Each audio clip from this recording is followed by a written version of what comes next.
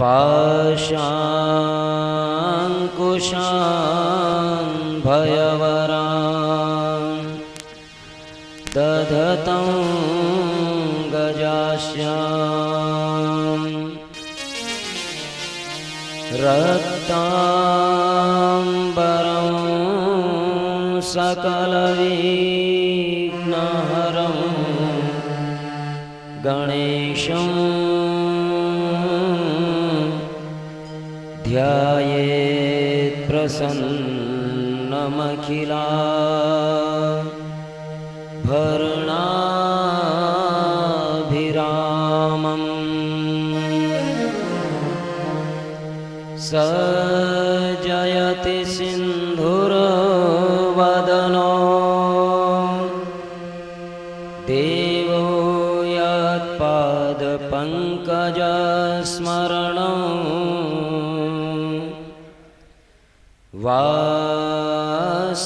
वासरमणिरिव तमसा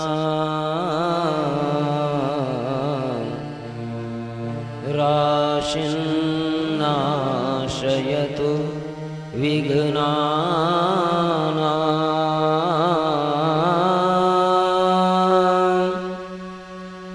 अविरलमदझरनिवहं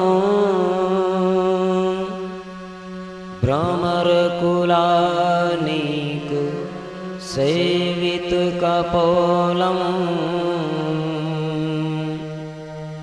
अभिमतफलदातारम् कामेशं गणपतिं वन्दे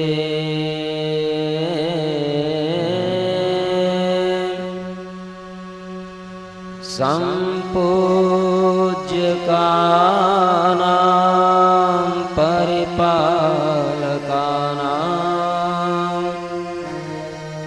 जितेन्द्रियाणां च तपोधनानां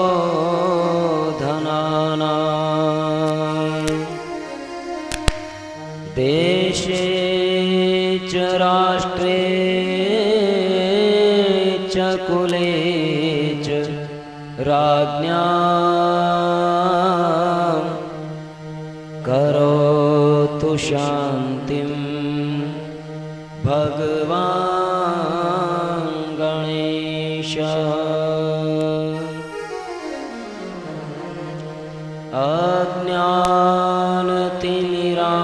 अज्ञानतिमिरान्धस्य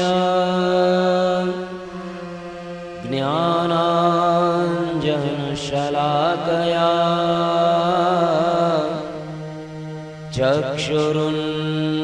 चक्षुरुन्मीलितं येन तस्मै श्रीगुरवे नमः।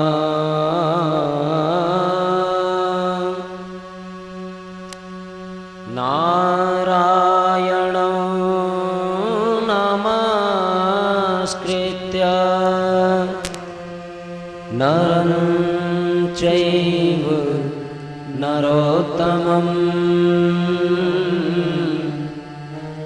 देवीं सरस्वतीं व्यासं ततो जयमुदीरयेत्।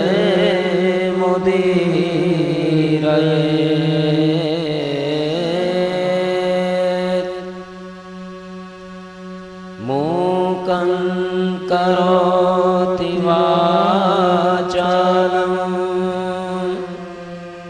पङ्गुं लङ्घयते गिरिं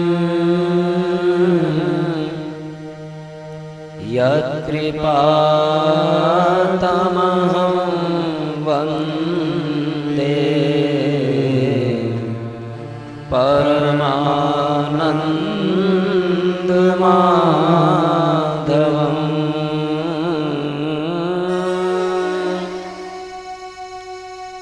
यत्रैव गङ्गा च यमुना त्रिवेणी गोदावरी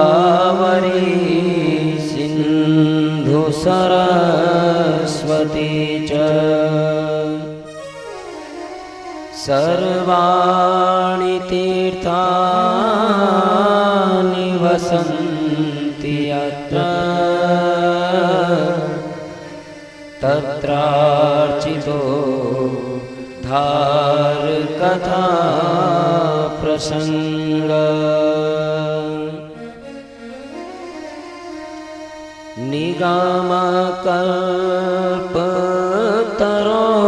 निगमकल्पतरोर्गलितं फलम् शुकमुखादमृताद्रवसंयुतम् पिबतु भागवतं रसमालयम्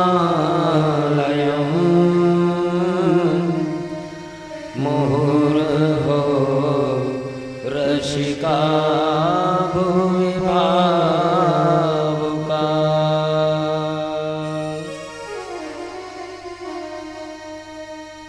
परम कल्याणमय परापराखिलेश्वर अकारण करुणा वरुणालय तड़ित विनिंदित पीतांबरधारी बाल कृष्णलाल की वांगमयी प्रतिमूर्ति श्रीमद्भागवत महापुराण दृश्य और अदृश्य सभी श्रोतागण भोलेनाथ एवं उनकी दिव्य भव्य शक्तियों हम सभी श्रीमद्भागवत महापुराण के सप्ताह ज्ञान यज्ञ में षष्ठम दिवस के प्रथम सत्र की कथा का सांकल्पिक विधि से श्रवण करने बैठे हैं और ये कथा हमारे जीवन को मंगलमय बनाए, कल्याणमय बनाए। इसके लिए आइए हरि कीर्तन रूपी परिमार्जक से अपने हृदय देश का परिमार्जन करें। जय जय श्री राधा रमन, जय जय नवल किशोर,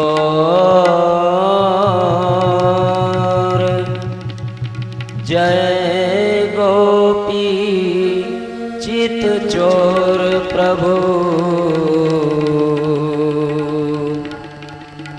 जय जय माखन चोर।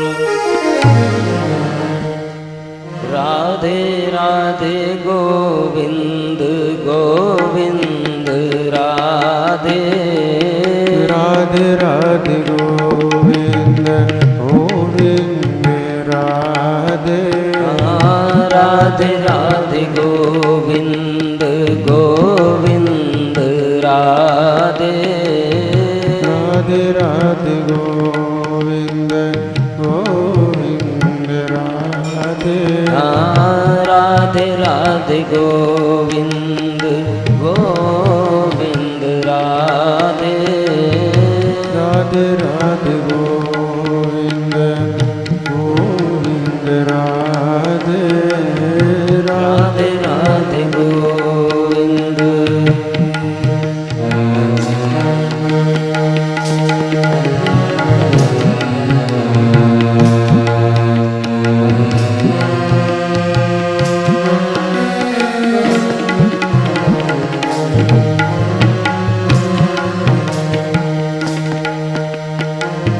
राधे राधे गोविंद गोविंद राधे, राधे राधे गोविंद गोविंद राधे, राधे राधे गोविंद, राधे राधे गोविंद, राधे राधे गोविंद, राधे राधे गोविंद गोविंद राधे, राधे राधे गोविंद गोविंद राधे राधे राधे गोविंद गोविंद राधे राधे राधे गोविंद गोविंद राधे राधे राधे गोविंद। जय हो। प्रेम से कहिए श्री राधे हरि बोल।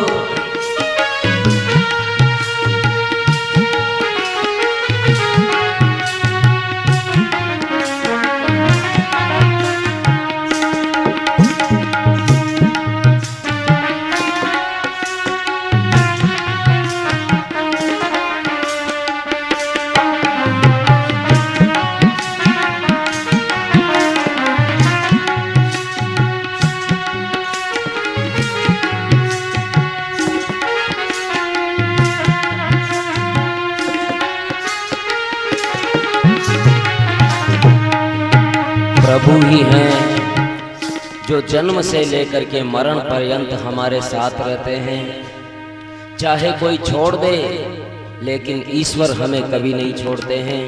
इसलिए प्रत्येक समय हर स्थिति में सोते जागते उठते बैठते प्रभु का ही स्मरण किया जाना चाहिए, क्योंकि जब सारा संसार साथ छोड़ जाता है तो केवल ईश्वर का ही साथ रहता है, जो हमें संबल देता है, हमें सहारा देता है, हमें भरोसा देता है।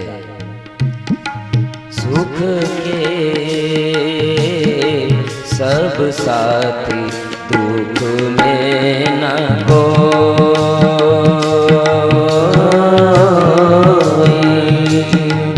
मेरे राम तेरा नाम एक साचा दूजा न कोई।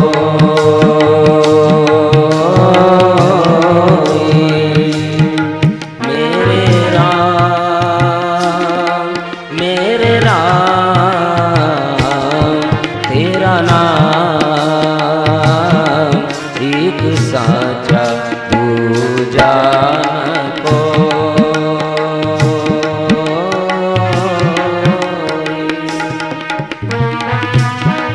जय हो। हरि बोल। बोलिए वृंदावन बिहारी लाल की।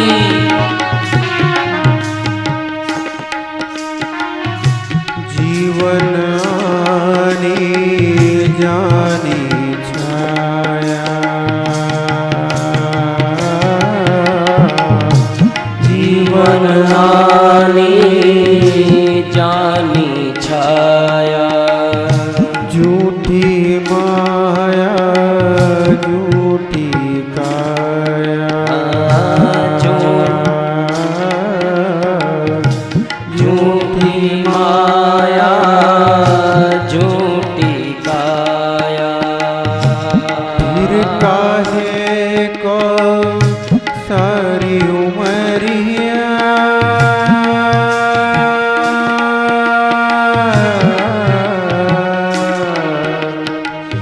फिर काहे को सारी उमरिया। पाप की गठरी ढोए सुख के सब साथी दुख में न कोई।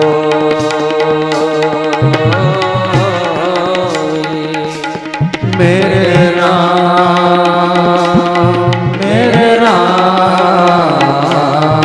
तेरा नाम एक साचा दूजा न कोई।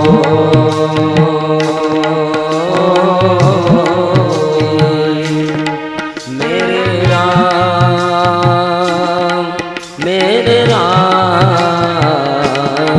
तेरा नाम एक साचा दूजा न कोई।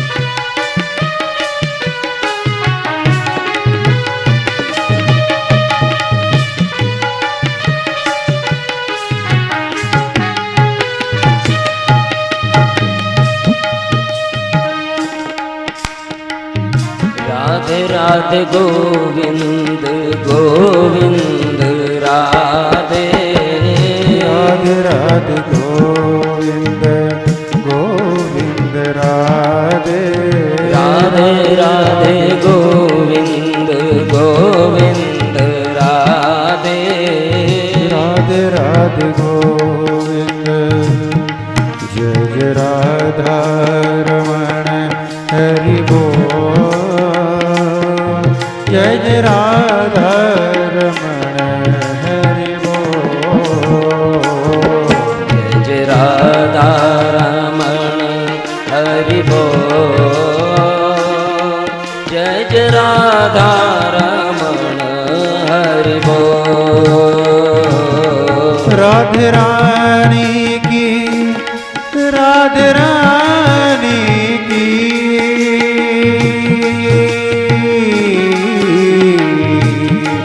राधे रानी की जय जय बोल श्यामा प्यारी की जय जय बोल राधे रानी की जय जय बोल श्यामा प्यारी की जय जय बोल जय राधा रमण हरि बोल बोलिए वृंदावन बिहारी लाल की राशेश्वरी राधिका रानी की जय जय राधा रमण हरि बोल जय जय राधा रमण हरि बोल पावन धन राधे श्री राधे श्री राधे पावन धन राधे श्री राधे श्री राधे भजो रे मैया राधे राधे राधे राधे राधे भजो रे मन राधे राधे राधे राधे राधे जीवन धन राधे श्री राधे श्री राधे जीवन धन राधे श्री राधे श्री राधे हमारो धन राधे श्री राधे श्री राधे मारो धन राधे श्री राधे राधे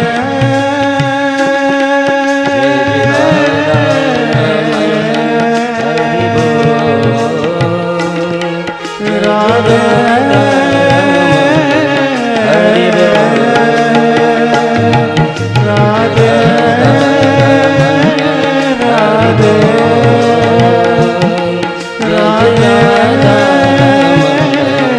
राधे जय जय राधा रमण जय जय राधा रमण जय जय राधा रमण जय जय राधा रमण जय जय राधा रमण हरि बोल जय जय राधा रमण हरि बोल जय जय राधा रमण हरि बोल राधा रमण हरि बोल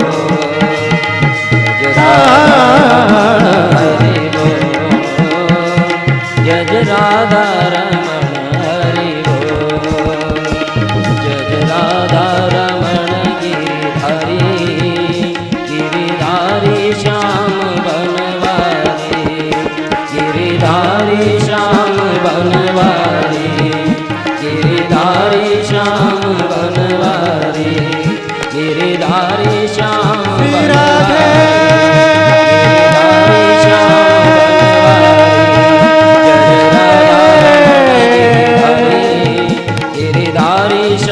मुरली मनोहर घन गिरिधारी श्याम जय जय राधा रमण गिरिधारी सिया श्याम गिरिधारी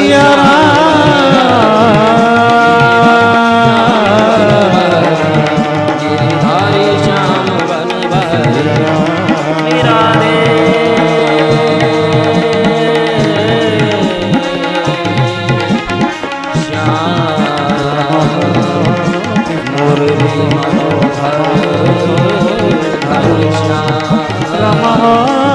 कृष्ण राम कृष्ण राम कृष्ण मुरली मनोहर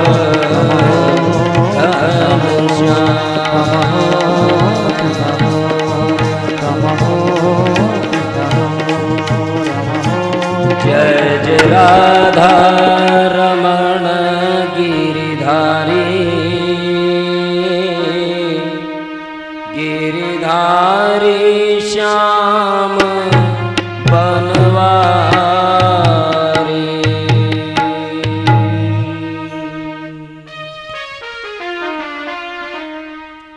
बोलिए गजानन गणेश जी महाराज की जय हो। श्री सरस्वती मात की जय हो। श्री लक्ष्मी नारायण भगवान की जय हो। श्री उमा महेश्वर भगवान की जय हो। श्री वाणी हिरण्यगर्भ भगवान की जय हो।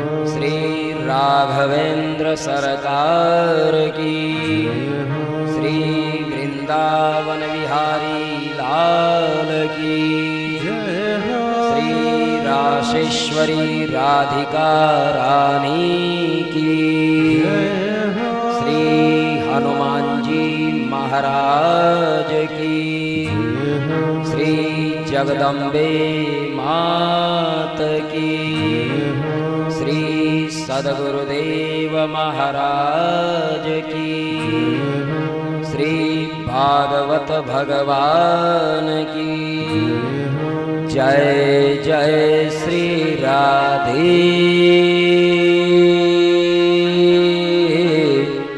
श्याम श्याम श्याम।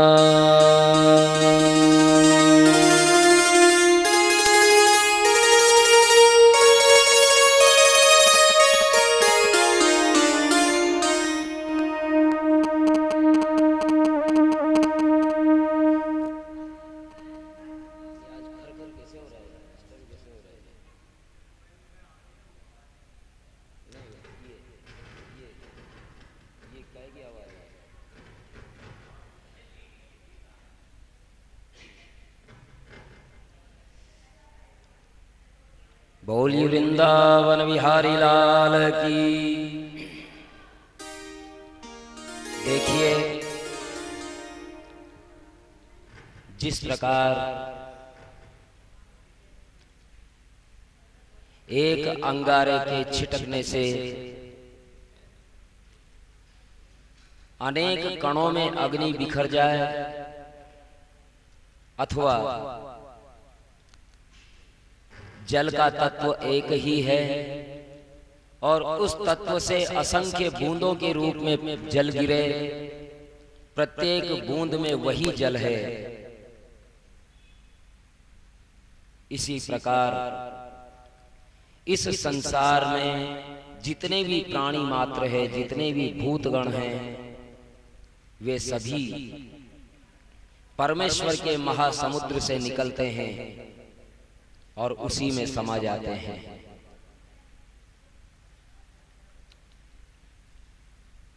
भगवान की अनाहद नाद से, सूर्य के ताप से समुद्र से जल उठता है वाष्प बन करके, और वो जहां उसको अनुकूलता मिलती है वहां बरसता है बूंदों के रूप में, और वहां से जो भी जहां भी जैसा भी रास्ता मिलता है उसी रूप में अपनी यात्रा शुरू करता है और उसकी यात्रा पूर्ति होती है समुद्र में जाकर के।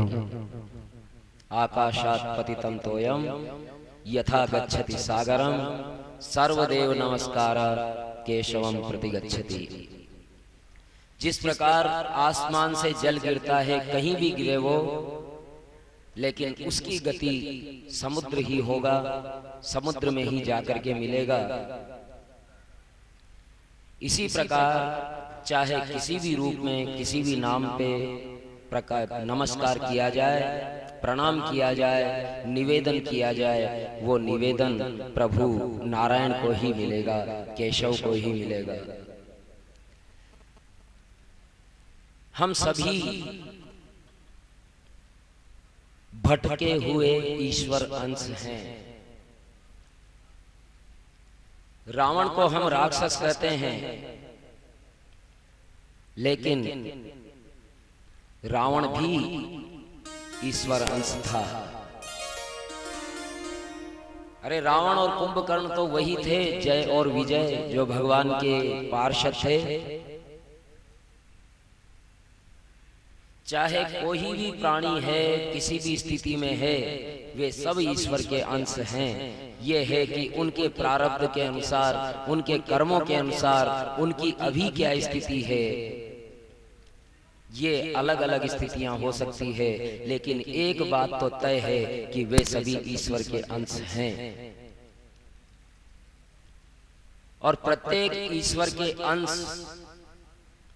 इस पंच महाभूत से रचित शरीर में जब आते हैं, प्रकृति में आते हैं, 10 इंद्रियों के द्वार वाले इस शरीर में आते हैं, तो इंद्रियों का एक नाम गौ भी है। गौ, इंद्रियों का नाम गौ भी है। और चूंकि इस इंद्रियों के 10 द्वार वाले शरीर में ये आत्मा बैठा है, परमात्मा का अंश बैठा है, 10 गौ के बीच में, इसलिए इसका नाम गोपी कहा जा सकता है। अर्थात शरीरी पंचभूत शरीर में बैठा हुआ आत्मा, चाहे वो शरीर स्त्री का है या पुरुष का है, वो सभी गोपियां हैं। और प्रत्येक गोपी का ये कर्तव्य है कि जिस प्रकार भगवान ने ये बताया श्रीमद् भागवत में कि गोपियां किस प्रकार से कृष्ण के विरह में व्याकुल होती है, किस प्रकार से इतनी व्याकुल हो जाती हैं कि वो साक्षात ही प्रभु का स्वरूप बन जाती है, स्वयं कृष्ण बन जाती है। और जब भगवान के विरह में, भगवान के प्रेम में, भगवान की भक्ति में भक्त इतना विस्मित हो जाए कि उसे अपनी देह गेह का ध्यान न रहे, वो अपने अंदर ईश्वर को देखने लगे, स्वयं में ईश्वर को देखने लगे, तब भगवान का प्राकट्य होता है। और तब इस 10 इंद्रियों वाले शरीर में बैठी हुई उस गोपी अर्थात आत्मा के साथ परमात्मा का मिलन होता है। और यही महारास का सत्य है, यही महारास का सत्य है। प्रकृति और पुरुष का महामिलन, यही महारास का तत्व है।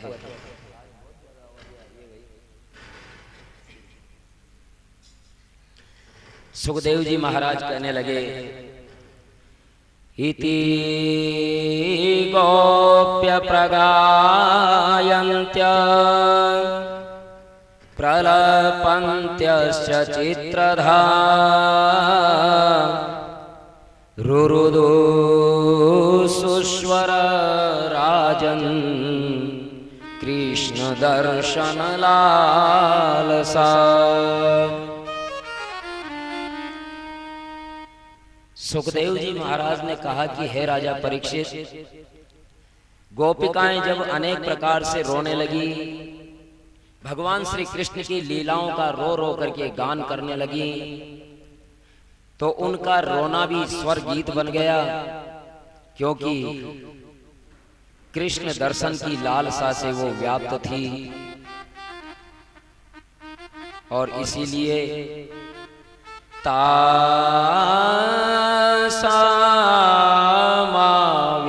तासामाविरभूच्छो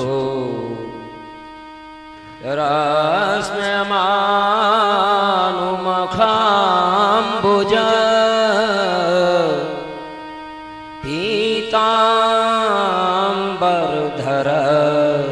पीताम्बरधरखम्बी साक्षात् मन्मथ मन्मथ। और व्यास जी महाराज ने महाराज को कामदेव के साथ में भगवान श्री कृष्ण का युद्ध भी बताया है। व्यास जी महाराज कहते हैं कि उन्हें इस तरह से जब दुख देखा तो बीच में भगवान प्रकट हो गए। उस समय भगवान ने पीतांबर धारण किया था, वनमाला धारण किए हुए थे और कामदेव भी उस रूप से पराजित हो चुका था। और इस प्रकार से कामदेव और श्री कृष्ण में ये शर्त लगी थी कि ये कामदेव और योगेश्वर भगवान श्री कृष्ण का युद्ध है। कामदेव कहता है कि मैं विजय होऊंगा, लेकिन कृष्ण कहता है कि तू कोशिश करके देख ले। कामदेव ने कहा कि अच्छा ये चुनौती है मेरी कि यदि मैं हारा तो मैं तुम्हारा पुत्र बनूंगा और यदि आप हारे तो आप मेरे पुत्र बनेंगे। ऐसी शर्त रह गई कामदेव और कृष्ण के बीच में। कामदेव ने कहा कि यदि कृष्ण हारे तो ये मेरे पुत्र बनेंगे और अगर मैं हार गया अर्थात कामदेव हार गया तो मैं कृष्ण का पुत्र बनूंगा। और इस प्रकार से ये महारास हुआ। जो कुछ भी कामदेव कर सकता था सब कुछ किया, लेकिन कर्मयोगी श्री कृष्ण, महायोगी श्री कृष्ण, भला कामदेव उनके आगे क्या कर सकता था। और इस प्रकार प्रकृति और परमेश्वर का ये महाराज मृत्यु लोक को छोड़ करके ब्रह्मलोक, विष्णु लोक और इस प्रकार से सभी लोकों में छा गया। 3 लोक 14 भवन में महारास की रंगोलियां बिखरने लगी और चारों तरफ भगवान श्री कृष्ण के महारास का धूम था। सुखदेव जी महाराज कहने लगे, इत्थं भगवतो गोप्या श्रुत्वा वाच सुपेशला जहुर्विरहजं तापं तदंगोपचिताशिष। जैसे ही भगवान आ गए तो गोपिकाएं अनेक प्रकार से अपने शरीर विरह जन्य ताप को मिटाने लगी। मीठी मीठी बातें सुनकर के गोपिकाओं का सारा विरह जन्य दुख मिट गया, ताप मिट गया। कृष्ण का स्पर्श पाकर के वे कृतकृत्य हो गईं और इस प्रकार से प्रत्येक गोपी के बीच में एक कन्हैया हो गए और महारास का ये झंकार उड़ा। और इस प्रकार से जब बहुत देर तक नृत्य होता रहा तो गोपिकाएं थक गई, यमुना के तट पर आए और वहां सुगंधित यमुना जल में उपवन में विचरण करने लगे। और शरद की बहुत सारी रातियां उसी महारात्रि में पुंजीभूत हो गई। इस तरह ये एक ही रात्रि ब्रह्मा के रात्रि के बराबर हो गई। इतनी लंबी रात्रि हो गई और उस रात्र को निकलते हुए किसी ने जाना ही नहीं। सुखदेव जी महाराज कहते हैं, एकदा देव यात्रायां गोपाला जात कौतुका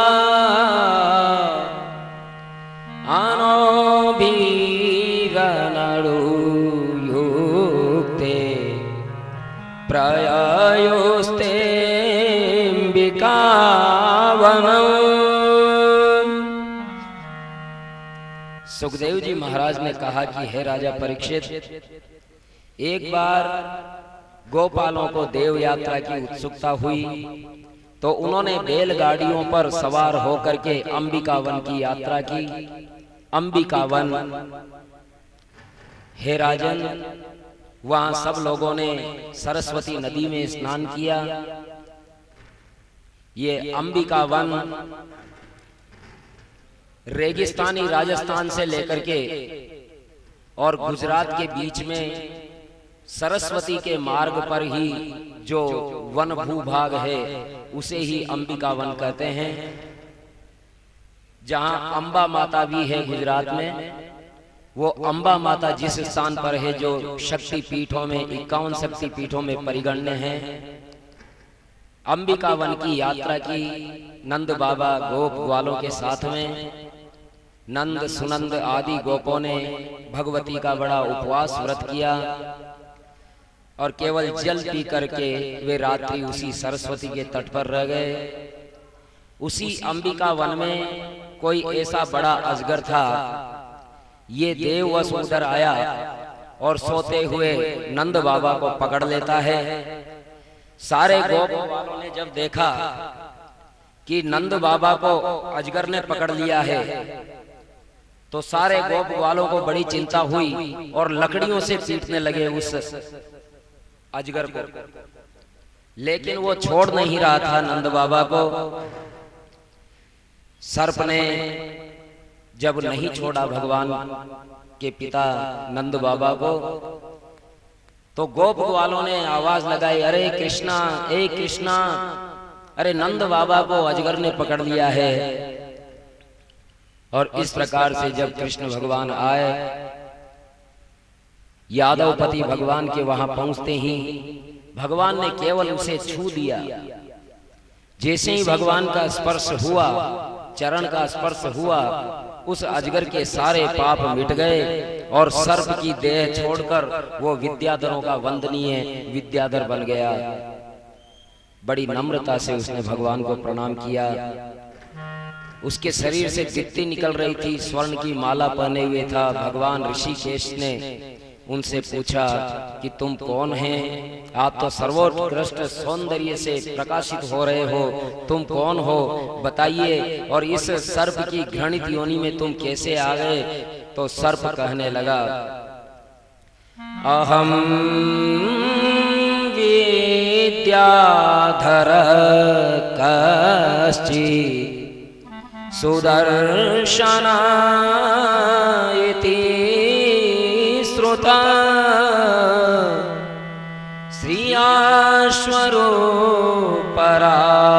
श्रियाश्वरूपरागनिवेशे वत्रत्तायो किल कर्म बंधना।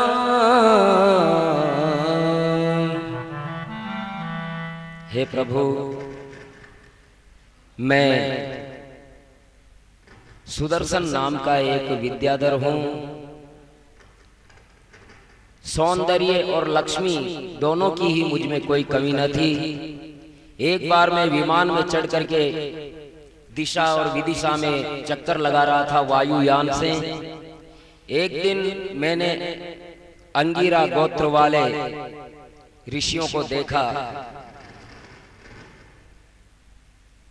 मुझे अपने सौंदर्य पे बड़ा गर्व था और अंगिरा गोत्र के उत्पन्न उन ऋषियों पर मैं हंस गया, उनकी कुरूपता पर मैं हंस गया। तो ऋषि क्षुब्ध हो गए और उन्होंने कहा कि तू अपने स्वरूप पर बड़ा गर्व कर रहा है, अभिमान कर रहा है, घमंड कर रहा है, जा तू सर्प योनि में चला जा। और उन्होंने मुझे सर्प योनि में भेज दिया। मैंने जब अनुग्रह किया तो उन्होंने कहा, द्वापर में जब भगवान आएंगे, अवतार लेंगे, तब तेरा उद्धार होगा। इस प्रकार से जब उन्होंने कहा तो मैंने उनके श्राप को अच्छा ही समझा, क्योंकि ऋषियों के श्राप के कारण मुझे भगवान के तो दर्शन होंगे। और वो स्तुति करता है, प्रपन्नोऽस्मि महायोगिन महापुरुष सत्पते अनुजानीह मादेव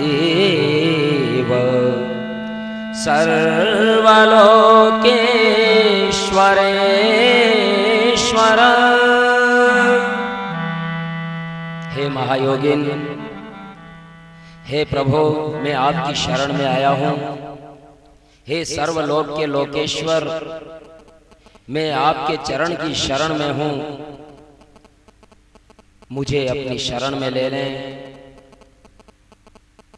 हे गोविंद, अब मुझे ऐसी कृपा करें मुझ पर कि मैं आपके चरण शरण से दूर न जाऊं।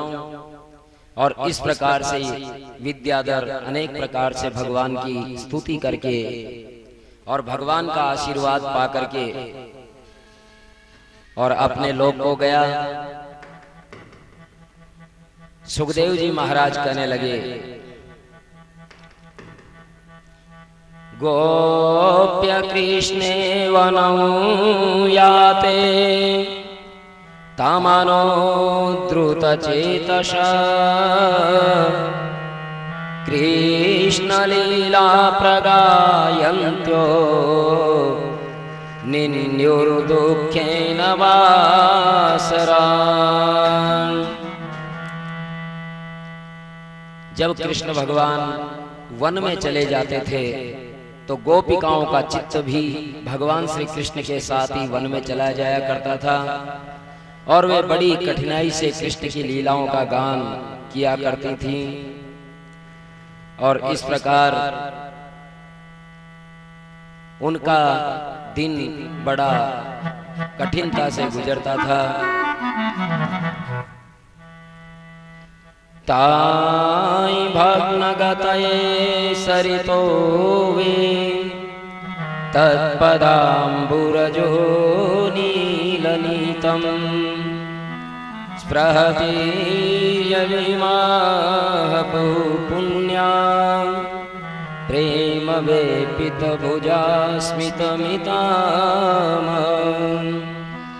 वाम बाहु कृत वाम कपोलो वाम बाहु कृत वाम कपोलो वल्गित तरधरार्पित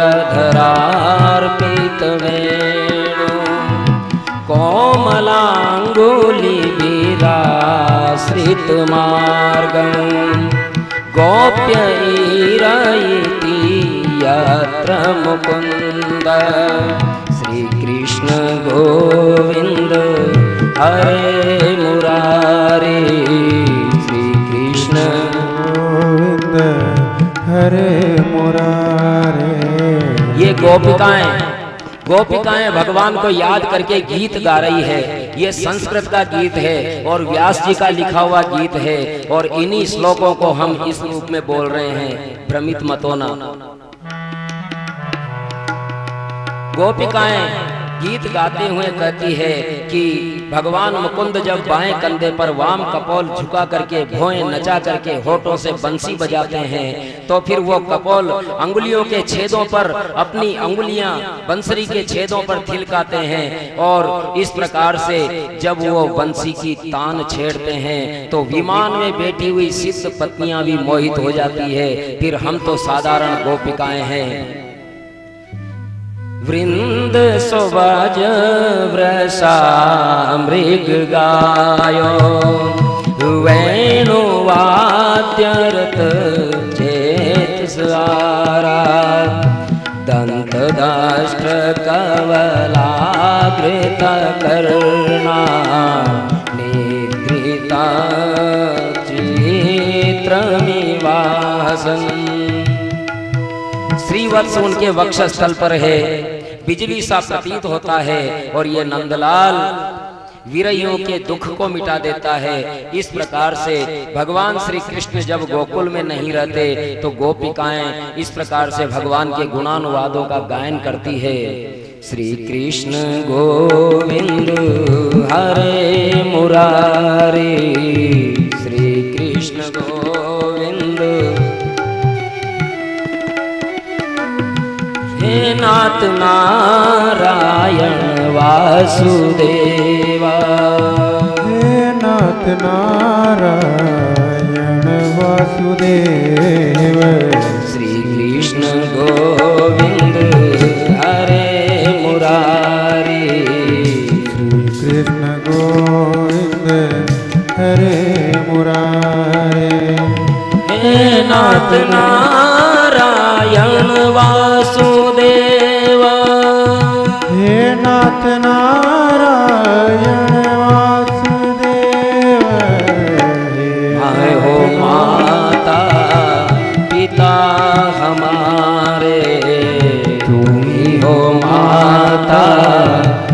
पिता हमारे, हे नाथ नारायण वासुदेव, हे नाथ नारायण वासुदेव।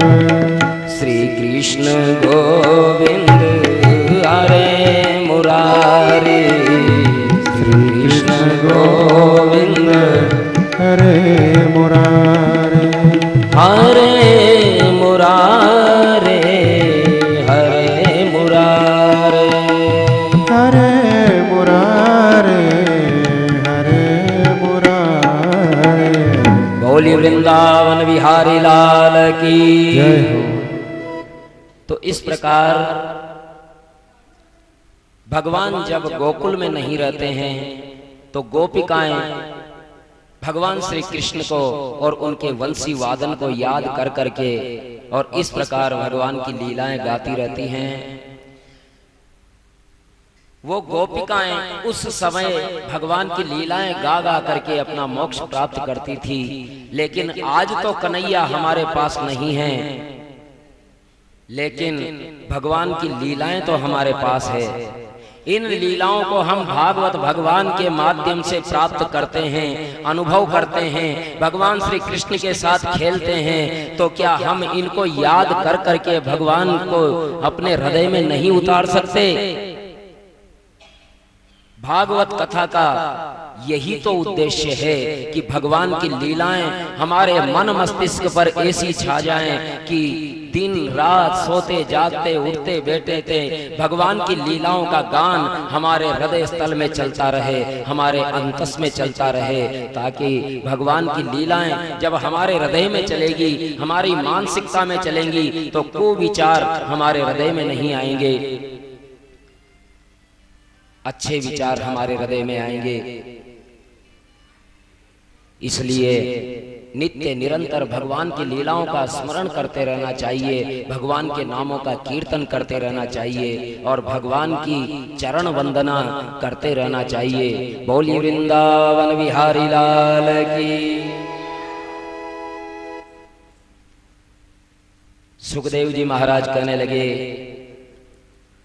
अथ तर्यागतो गोष्ठ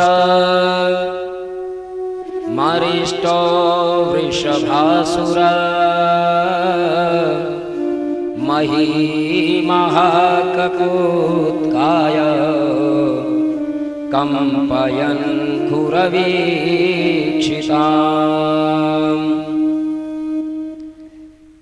सुखदेव जी महाराज कहने लगे कि हे राजा परीक्षित, एक बार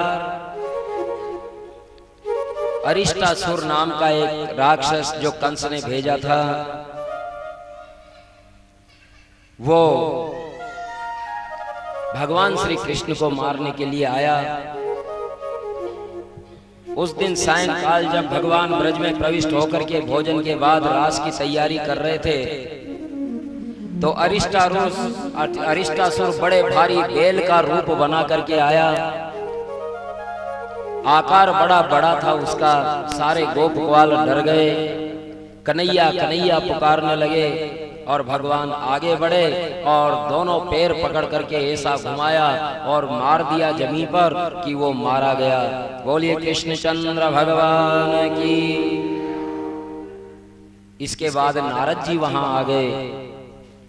नारद जी ने कहा, हे भगवान, आनंद आ रहा है आपकी लीलाओं का, आपकी लीलाओं का आनंद ले रहे हैं। कृष्ण भगवान ने कहा कि नारद, तुम्हारा भाग्य ही ऐसा है कि तुम तो आनंद ही लेते रहते हो। नारद ने कहा कि हाँ हाँ, बात तो सही है, अब आप कहो तो कंस को भी थोड़ा आनंद दे आऊं। कृष्ण भगवान ने कहा, हाँ, अब समय तो आ गया कि वो आनंद प्राप्त करे। जाओ, उसको कुछ ऐसी बात सिखाओ कि कुछ बात बने। नारद जी ने बतला दिया उन्हें कि वसुदेव ने, नारद जी कंस के पास जाते हैं और कहते हैं कि कंस, कंस कहता है हाँ नारद जी पधारिए, बड़ी कृपा की। नारद जी ने कहा कि देख ऐसा है, मैं दूसरों की निंदा नहीं करता हूं, लेकिन बात यह है कि ये जो वसुदेव है ना, इसके 8वें गर्भ में लड़का हुआ था, लड़की नहीं हुई थी। कंस ने कहा हाँ, अरे लड़की हुई थी, मैंने अपने हाथों से मारना चाहा था उसे कि यही तो तेरी गलतफहमी है।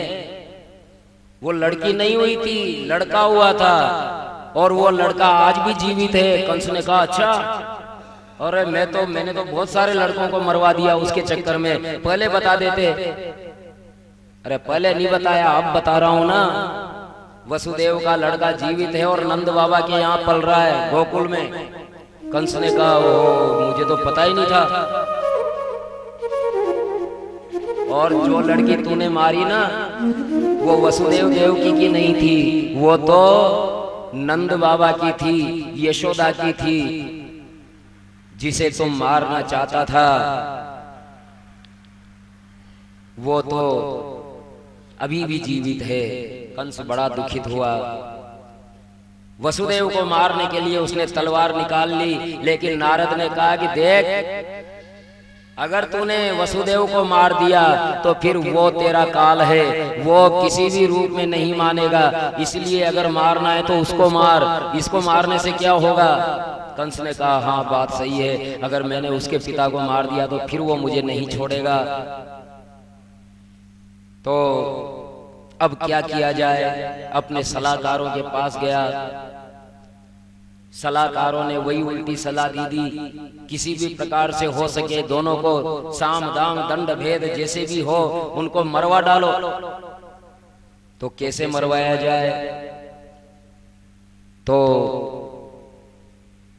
बाद में उसने अपने मंत्रियों को बुलाया और कहा कि मथुरा में एक बहुत बड़ा धनुर्यज्ञ करवाया जाए, और उस धनुर्यज्ञ के बहाने कृष्ण और बलराम दोनों को बुलाया जाए, और जैसे भी हो वैसे ही मार दिया जाए। या तो गोकुल से मथुरा पहुंचते हुए रास्ते में ही उन पर आतंकवादी हमला करवा दिया जाए और मार दिया जाए, या फिर मथुरा आते ही और जैसे भी हो वैसे मार दिया जाए।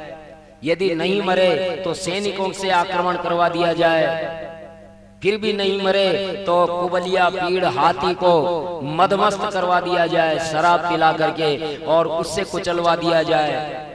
फिर भी नहीं मरे तो पहलवानों से कुश्ती में लड़वा करके मरवा दिया जाए, और फिर भी ना मरे तो फिर धनुष बाण जैसे भी हो वैसे मार दिया जाए। इतने सारे मोर्चों पर भगवान को मारने की व्यवस्थाएं हो गई है।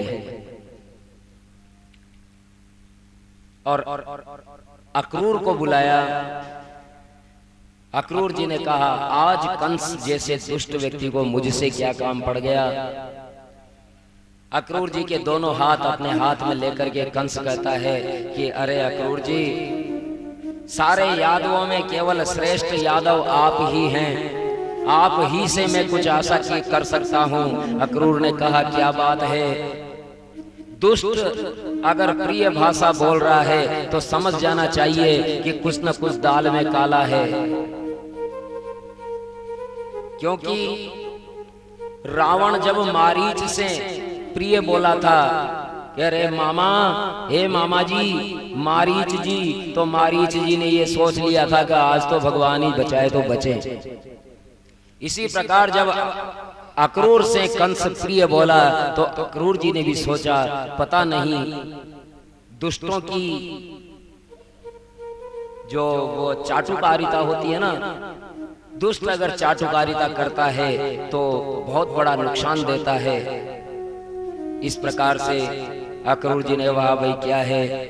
तो कंस ने कहा देखो अपने यहाँ धनुर्यज्ञ करवा रहे हैं, और तुम तो जानते हो कि वसुदेव ने मेरे साथ बड़ा धोखा किया है। नंद बाबा के यहाँ कृष्ण और बलराम पल रहे हैं, वे वसुदेव के ही पुत्र हैं, उनको लेकर के किसी तरह तुम्हें आना है, बस आपका काम खत्म, बाकी काम हमारे सैनिक करेंगे। अक्रूर जिस प्रकार आजकल कश्मीर में कश्मीरी पंडित रह रहे हैं, उसी प्रकार से कुछ गिने चुने यादव मथुरा में रह रहे थे उस समय, जो अपनी युक्ति से रह रहे थे। उनमें ही अक्रूर जी भी एक थे, नहीं तो सारे यादवों को मार के भगा दिया था कंस ने। कंस के डर के मारे मथुरा नगरी को छोड़ छोड़ करके दूर दूर तक चले गए थे। जिस प्रकार आज कश्मीर घाटी को कश्मीरी पंडित छोड़ करके पता नहीं कहां कहां भटके हुए हैं। अक्रूर जी अपनी युक्ति से वहां टिके हुए थे। अक्रूर ने कहा कि यदि मैंने इसको मना किया तो मैं भी यहाँ नहीं रह पाऊंगा और फिर मथुरा में से बिल्कुल यादवों का नाम निशान मिट जाएगा।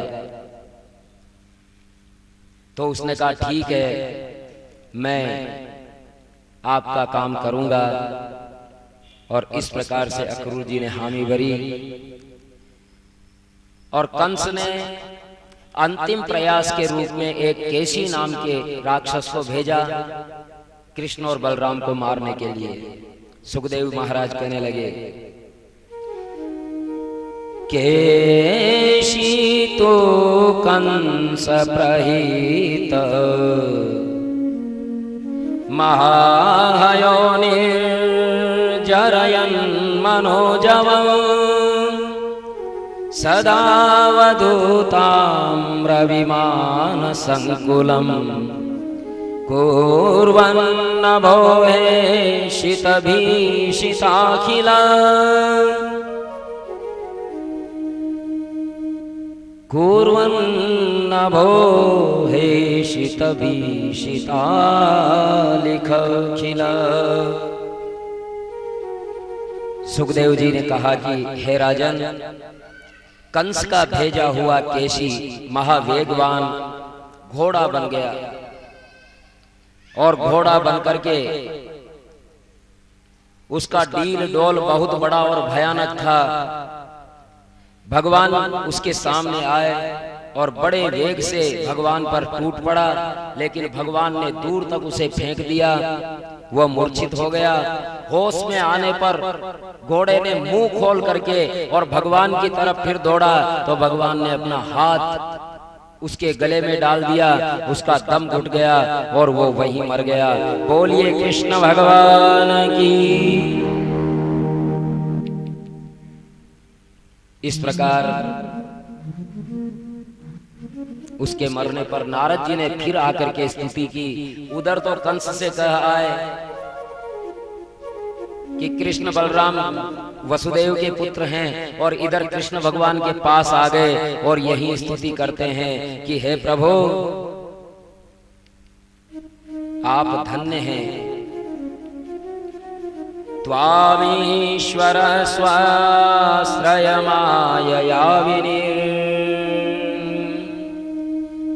विनिर्मिता शेष विशेष कल्पनम् क्रीडार्थमद्यात्तमनुष्य विग्रहम् नतोऽस्मि धूर्यं यदुवृष्णिशात्वताम्। हे भगवान, धन्य है ये ब्रजजन जिनको आपका सानिध्य मिल रहा है। हे प्रभु, आपने बड़ी कृपा की, धरती का भार उतारने के लिए जन्म लिया। इस प्रकार नारद जी महाराज भगवान की बड़ी स्तुति करते हैं। एक दिन ग्वाल बाल खेल रहे थे कि व्योमासुर भी गोपाल का वेश बनाकर आ मिला। लुका छिपी का खेल था। कोई रक्षक बनता था और कोई उठा करके ले जाने वाला अपहरण करता। व्योमासुर वहां आया और बालकों को गुफा में डाल डाल करके आने लगा। जब 4-5 बच्चे ही बचे तो भगवान ने उन्हें दंड देने की सोची और किसी को ले